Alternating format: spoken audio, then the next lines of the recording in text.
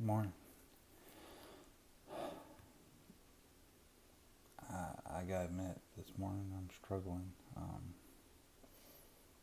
We ended up with, because of work, having a 4-day weekend, and now I'm looking down the barrel of not only going back into work, but we're coming to the end of alternating working from home, and so now it's going to be me for probably about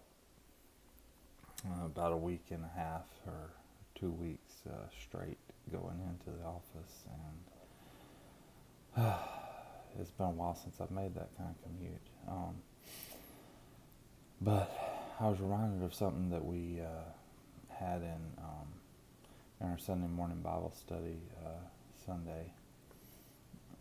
Discussion was about hope, and hope is about things yet to come, and honestly, a lot of times we can get tangled up in our hopes about what's going to happen in the future, or we can just get overwhelmed with all the things that we're facing coming up. And it reminds me of something.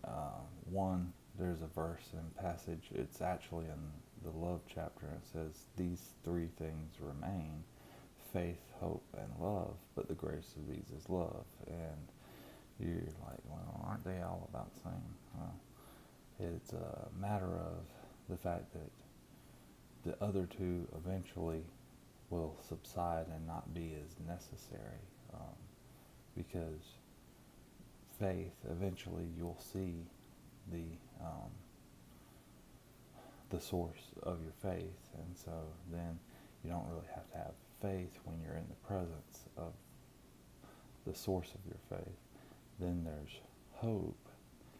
Hope is usually towards things that are to come, or when those things have come to pass, what need is there for hoping about them?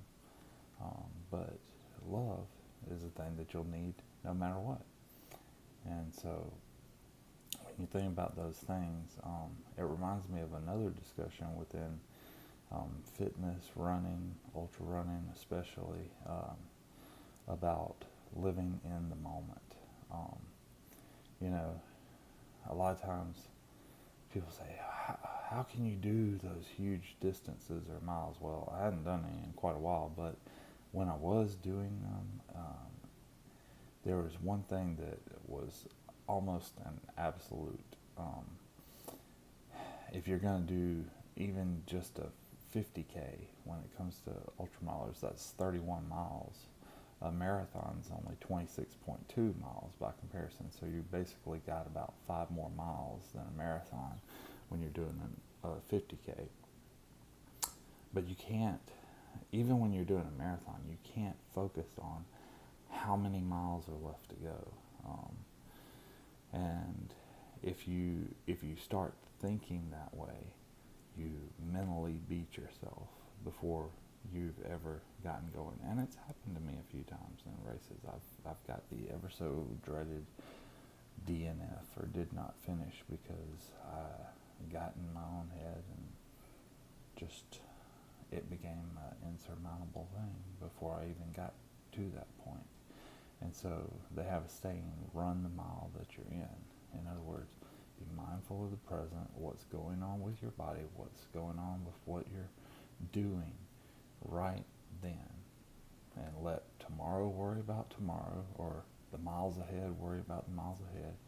The miles in the past, if there are mistakes, or if there are things to be learn from them, move on, and try not to make those same mistakes in the present.